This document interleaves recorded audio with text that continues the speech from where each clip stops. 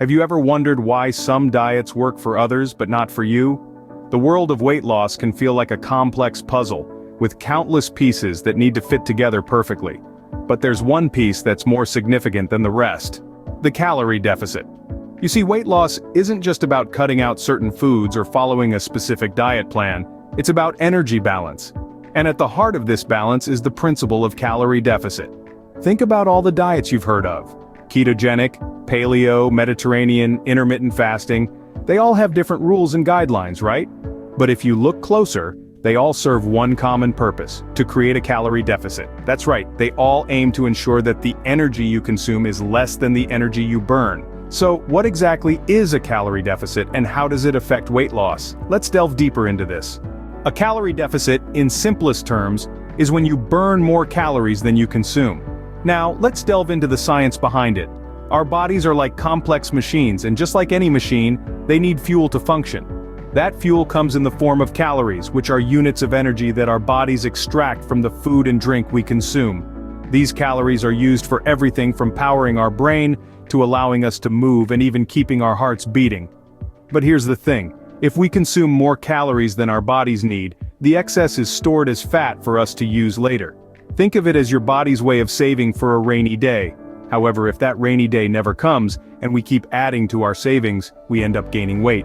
On the flip side, if we consume fewer calories than our bodies need, the tables turn. Our bodies, being the efficient machines they are, start looking for other sources of energy. And where do they find it? You guessed it, from the stored fat.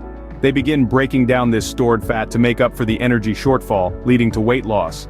So if we were to distill this process into a simple equation, it would look like this.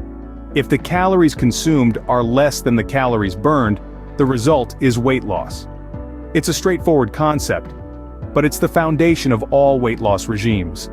Of course, there are other factors at play, like the type of food you eat, your metabolism, and your level of physical activity.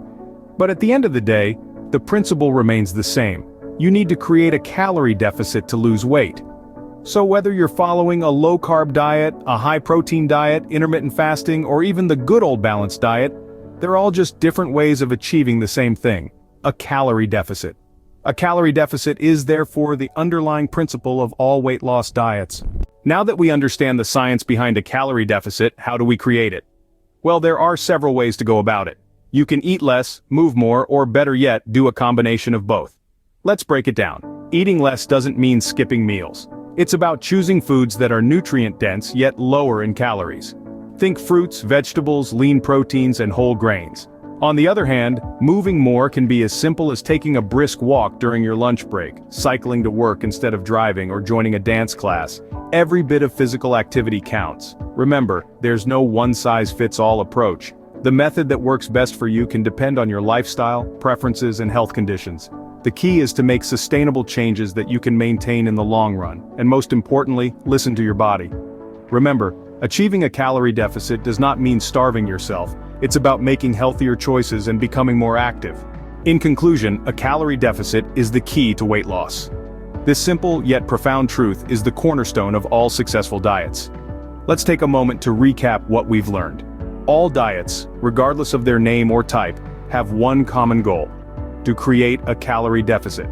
This is achieved by consuming fewer calories than your body burns in a day. When your body is in a calorie deficit, it begins to burn stored fat for energy, resulting in weight loss. There are numerous ways to achieve this deficit. Some people choose to eat fewer calories, others opt to increase their physical activity, and many incorporate a combination of both. The method you choose should be based on your lifestyle, preferences, and health goals. So, next time you come across a new diet, remember to ask yourself, does this help me achieve a calorie deficit in a healthy and sustainable way? That's the real secret to weight loss success.